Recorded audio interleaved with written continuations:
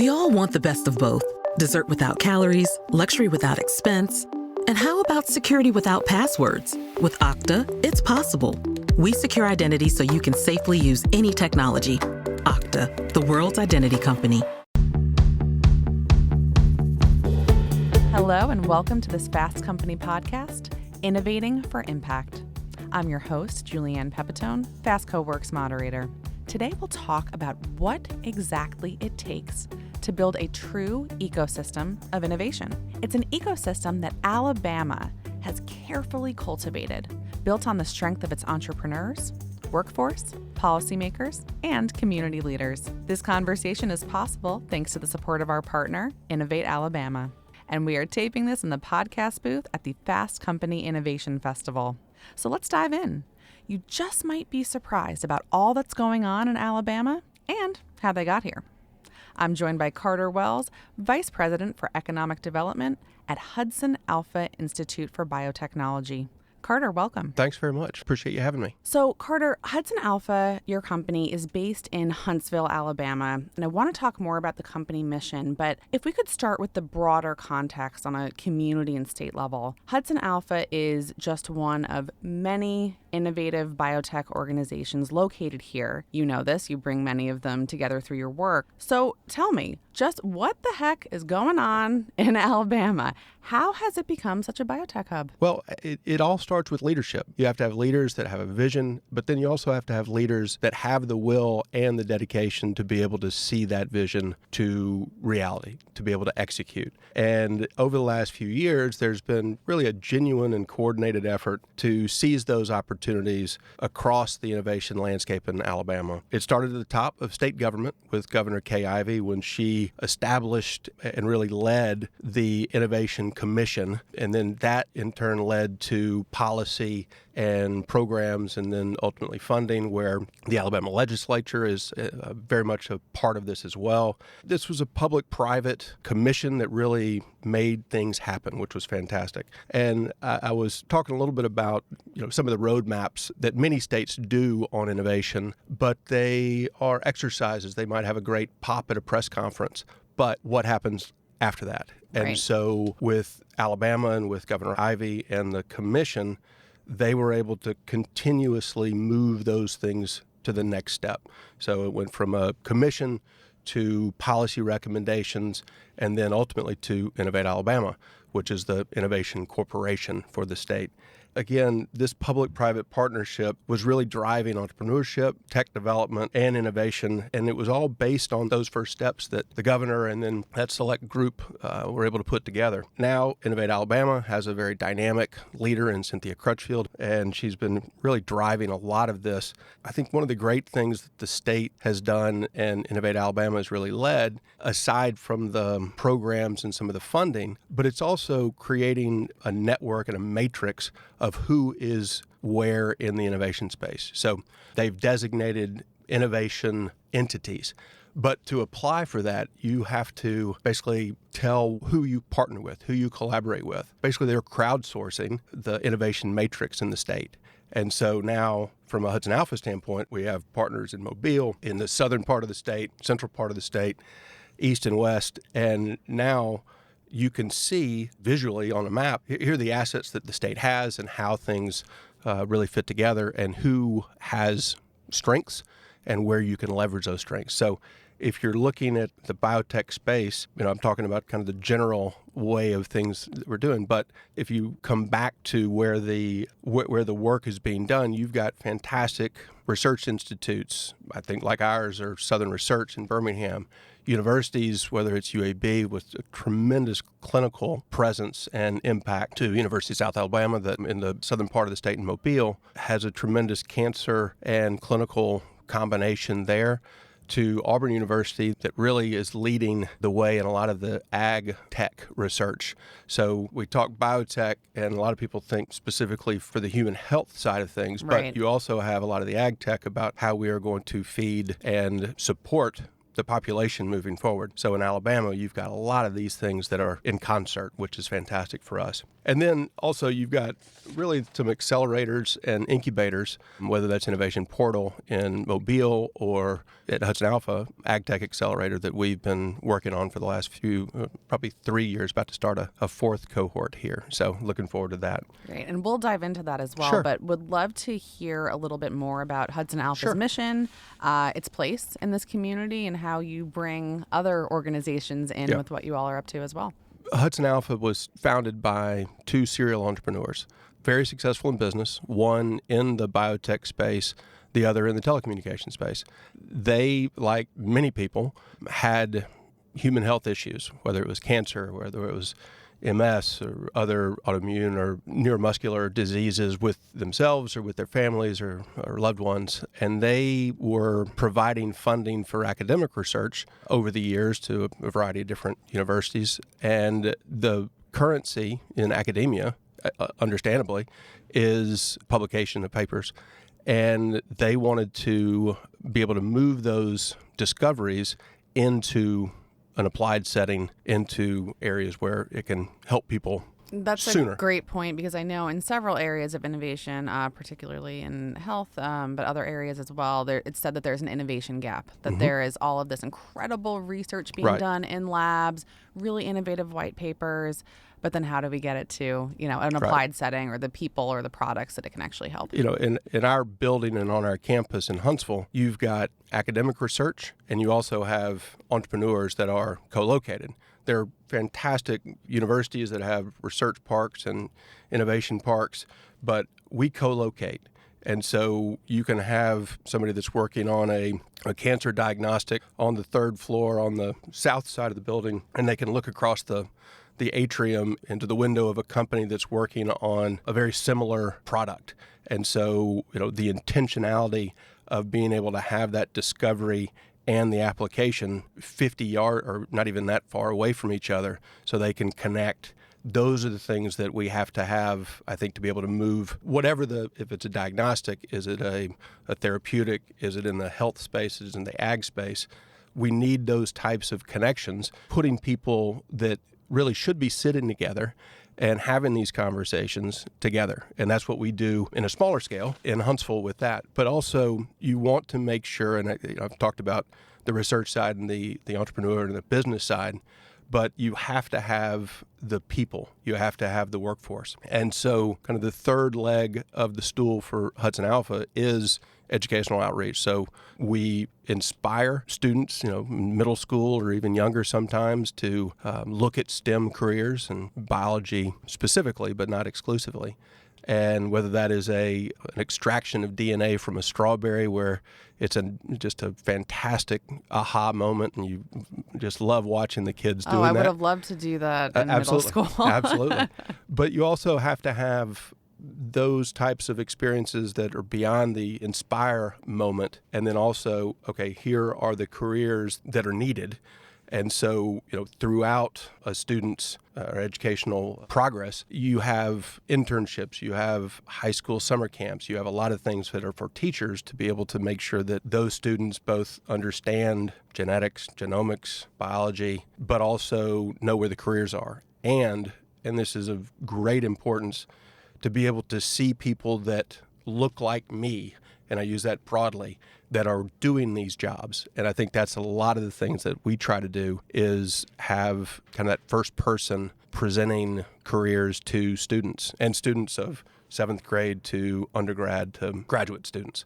So they're able to see, here are the pathways, whether that's in the informatics side of things or in the lab work that has to be done. We want to be able to see a lot of those things. So over the last 15, 16 years, we've been able to grow from just a couple of companies, and now we've got 51 on campus, and it's a 150-acre campus. It's a stay and grow type of campus instead of a 3 years and you graduate incubator. But you have all this co-located. You've got this just lovely tension between research and business. That's a healthy tension, but a tension nonetheless. And it's a challenge because you have so many different personalities, so many different goals. But overall, for I think everybody at Hudson Alpha, it's about impact, whether you're on the nonprofit side or on the for-profit side. Great. You mentioned some of that healthy tension. You're talking about a lot of different stakeholders. And of course, everyone has the same ultimate mission. You want innovation to be fostered. You want Alabama to have this, robust ecosystem. But it requires a lot, not only entrepreneurs, talent, policymakers, community leadership, all the way down to middle school. You're talking about all aspects of the pipeline. So tell me a little bit about this healthy tension. How does this ecosystem work in Alabama? And how do you all balance the needs and the interests of each stakeholder? I imagine that even though the goal is the same, I'm sure not everyone agrees 100% about how to get there. The prioritization is always a challenge. I think everybody probably has the top three, but they might rank them in different orders. But, but in general, it works well. I don't think that anyone believes that we've achieved any type of steady state and we need to slow things down. I think an important truth to keep at the front of mind always, whether it's us in Huntsville or us across Alabama, if we stop communicating and collaborating and deciding our grasp is at the right level instead of trying to exceed that, then the innovation ecosystem that we continue to build, continue to strengthen, will just grind to a halt. Whether that's from a state perspective, whether that's from a company or a community or an organization or even a program, you need to keep pushing forward. So it may not be said in those exact terms, but that's the mindset and approach that I'm seeing in Alabama, and I'm happy that it's happening that way. And as a smaller state, there are fewer players, and this can be a positive and a negative. It probably makes it a little bit easier to connect from end to end from a state standpoint. You know most of the people in leadership roles in different organizations. So you're not searching and identifying. You are one or two steps removed from the person that you need to ask a certain question about collaboration or something. It's a quality, but not necessarily the quantity as other states may have at this point. But it's a growing state, and I don't think we're sacrificing the quality for some of the new entities that are coming on the scene, which is very, very positive. As for balancing the needs of the stakeholders, this is probably not textbook, but from my perspective, if we can see the motivation and desired outcome of why an action is happening, and then can see how it benefits everyone involved, then I think you'll have people continuing to lean into these collaborations. And from our standpoint at Hudson Alpha, but then also from a state standpoint, I really think there's a belief that it doesn't have to be zero sum. If both parties can benefit and there isn't a winner and a loser in a collaboration or a partnership, then that purposeful collaboration can be the expected outcome rather than just the desired outcome. Fantastic. You mentioned all of these new entities, existing ones. I believe that there's now more than 700 biosciences companies in Alabama. As you say, it's a small state. That's no accident. That's not one CEO or two saying, I'm from Huntsville, let me start a company there. As you mentioned, this work dates back 15, 16 years, might have its roots even before that. I have to ask, do you find that people are surprised still by all that you all have going on in Alabama? I would imagine for people that aren't familiar with some of the work, probably as you go further out of the Southeast, I hope to never be surprised, but just continue to expect certain things happening in our state. Growth, and I mean growth from a lot of different perspectives, not necessarily just numbers, but impact. From North Alabama, where we are, to South Alabama, I think there's so many good things happening. The expectations are rising for the state, and I think that is a very good thing. People should have high expectations. I think people should really push, and we talk about it on my team and at Hudson Alpha. You want people to stretch. You want people to fail. If everything is coming easily, if you're achieving every goal, then your goals aren't where they need to be. Right. Alabama, in general, we can continue to evolve and to really make strides that put us more on a map of innovation. I think we are maybe not seen as well as we should be from the outcomes that we see across the state. But I know that that's changing, and we're grateful for that. For people who are tuning in who are maybe surprised or excited by what you're sharing, What do you want folks to know? Whether they are talent researchers looking for a new place to set down roots, but also business leaders who are recruiting, thinking about, considering new office or headquarters locations. Yeah. What do you want them to know about the workforce and the broader culture in Alabama? Well, I've been fortunate to have experienced some of the results of the talent recruitment efforts. So let me kind of stay on that for a minute. Our universities are recruiting top talent from outside the state, but not sacrificing the admissions to our state's best and brightest. The colleges and universities are making their institutions appealing. They provide an outstanding education, an experience that is developing the student beyond the classroom, and then working with industry and with companies to place the student in the right position after graduation. But there are also so many other opportunities to keep the top graduates in the state. Internships, while an undergraduate is key, I think the more that we can do that, and I'm getting very specific on this, but it's a key component that that most, if not all, companies can utilize. And if done well, both the company and the student basically get a multi-week test drive without an obligation at the end. But if it's done well and the fit is good, then the hiring process that's just daunting on a good day, it just becomes a little less daunting because now you've got some track record with people. Beyond just the position, if you have certain things within that, then you're going to be able to continue to attract top talent, and that's offering a meaningful opportunity in an internship. So it's not just the go get coffee and make copies. It is something that's substantial as much as you can, in those situations. But it's also engaging that student within the organization, within the company. So it's not just my intern is doing this for me or my group. It's having that student that you wanted here in the first place to really, now they're test driving as well. So they want to see the whole thing. But then also for the organization or the company to provide that student ways to engage in the community and define that impact, whether that's a social impact with one of their passions or an impact socially with a community, and to be able to have people, meet other interns, meet other people that are doing similar things. It's a very intentional, very purposeful way of doing things, but I think that's a microcosm of how workforce should be done, to be able to find the right people and make sure that the position fits, but then also the community fits, and the cities and the towns are part of the overall recruitment process continuously, not just when a company is looking to relocate or expand into your community. And I think those are things that we at HudsonAlpha with our biotrain program have done over the last 15 years. And I've got a small group of people that work on the economic development side, and 2 of my team members are former interns. So wow. They have been, they test drove me, which was probably the harder of the 2.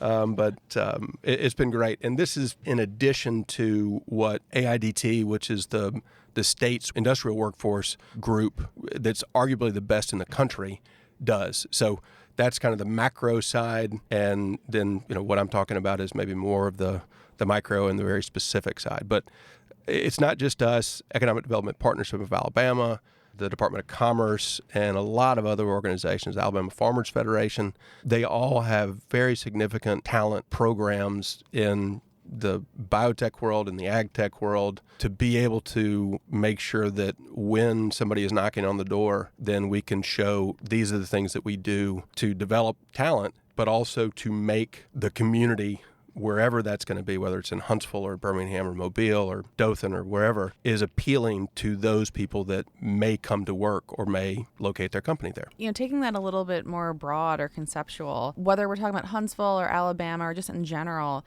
do you think that it would behoove business decision makers just to think more broadly? If they're tuning in and thinking, we've focused on, the coast or kind of your traditional hubs, should they expand their horizons? I hope so. And I think it would be advantageous to do so. In a smaller state like Alabama, a company is going to, just by sheer numbers, going to be able to draw more attention. And it's beyond, an incentive game, which is important, I understand. But as I talk to, whether it's the entrepreneur that's ready to launch a company, or I'm sitting at a table with the recruiters of the state, whether it's our city or our Chamber of Commerce or the state of Alabama. The discussion, I hope, and I know it happens with the ones that I'm involved in, is what are your goals? What are the barriers that you face? How can I or we help you succeed? And if you don't know what keeps that person up at night, then I don't know how to help. I'm only telling you what I can provide. Then it's frankly transactional. You're going to have some of that, of course, Sure. but you're going to just delay the conversations to later. So you're going to enter into that relationship with gaps that you know you're going to have to fill, rather than you tell me what you need, I will tell you if I can help, and then we can go from there. But if it's, a straight RFP process or something, that makes it more challenging. But I just would want people to put us to the test, challenge us to say yes. Yes, we can help. Yes, we can do certain things. Don't assume the answer is no, but challenge. You want to hold people accountable as well. So as you're having those conversations, you got to make sure that if you're saying something, you're going to follow through with it. And so if I, as the economic development lead at HudsonAlpha, can't bring in a prospective entrepreneur or company and put a handful of execs that are currently on our campus, and then I walk out of the room and then let them talk, they can be my best advocates. Mm-hmm. They can say, okay, well, Carter said this, and he's done that. He's followed through. If I'm nervous about, oh gosh, what are they going to say? Then myself and my team, we haven't been doing our job. Right. And so that's the kind of testimonial, that's the kind of storytelling that I know we have at HudsonAlpha, and I see it across the state, whether that's large industry that is really, especially on some of the innovative companies, they want to make sure that they are stretching, they are moving forward. So it's big company, small company, entrepreneur-based 2-3 person startup to some of the larger companies. It's really exciting. I do think the stories and the storytelling for the state as a whole is important, and we've got lots of stories to tell. Obviously, this journey is never over, Sure, right? sure. Starting and maintaining a thriving ecosystem is a constant evolution, constant journey. When you look back at kind of the story so far, Mm-hmm. what do you feel like are the major takeaways? What would you share with other entrepreneurs and community leaders about fostering innovation and then ensuring that the culture continues to do so? From experience, and this was 2004 or so, when the founders were just putting HudsonAlpha together, I guess when there was not even a HudsonAlpha yet, it wasn't even incorporated, we were able to travel to a variety of cities to talk to others about how they put together an organization similar to what Jim Hudson and Lonnie McMillan, who are the HudsonAlpha founders, were trying to put together. And there were so many open books. People said, okay, we'll tell you how we did it. And I think that's something that for a community, for an organization, just don't be shy to ask the question. Ask for help. People in general want to help one another. They don't want to create a competitor that, within a certain amount of time takes them over. Sure. But people want to be helpful, especially I think in this innovation space, because people can build on others' success, or frankly, can build on others' failures. Sure. And I think that's incredibly important. And know your resources, know your community, know where you're strong. Really, that self-awareness of an individual entrepreneur or an organization or a city or a state, that's really important. When I started with HudsonAlpha, people were asking, oh, well, so y'all want to be Boston or y'all want to be the Bay Area? Even then, I knew that was sure that we'd love to have certain parts of that. But I mean, my response was then and continues to be, it's like, I want to see the mentoring program that I see at MIT and how they do mentoring for first-time entrepreneurs. Will that work in Huntsville at HudsonAlpha? Or the way that certain access to capital programs in Austin have been put together? Can I look at components of that and see if that works in Huntsville? So with the understanding of what we have and what we can do. And I think those are things that if we can, take good ideas and see if they fit in certain communities or kind of that larger scale, look and see what you want to do. Look for great examples and then see if you can fit them into your own community, but also ask. I mean, that's the thing, and that's something that I've learned over the years, whether it's in this position or with running a company or working in government politics. Early on, I was very hesitant to reach out and say, hey, I just don't know. And it was obvious that I didn't know, but I wasn't comfortable saying that. And I think if people can get over that more quickly, then I think the individual or the organization is going to be much more successful, because you're just wasting time. Go ahead and ask the question you need to ask, even if it makes you a little bit vulnerable. But those are the ways that you're able to stretch, to be able to reach, ultimately to be able to move things forward, whether that's a product, policy, a process, whatever it's going to be. And ultimately, if you can kind of work out some of the who wins and ego pieces, then the innovation space is just going to continue to flourish, and you're going to have more and more people bringing great ideas to the table. So it's exciting. I'm looking forward to it. Ask the questions, get curious, Sure. Get vulnerable. That's great advice for any innovator. Carter, thank you so much. Hey, this has been great. Thank you very, very much. That was Carter Wells of Hudson Alpha, sharing not only what's going on in Alabama, but how the state intentionally created a space that fosters innovation. For our listeners, I hope you leave with new insights about where your organization might find new talent and how lessons learned in Alabama might apply to your own communities. Thanks to our partner, Innovate Alabama, for making this conversation possible. I'm Julianne Pepitone with Fast Co-Works. Our producer is Avery Miles. Thanks so much for tuning in.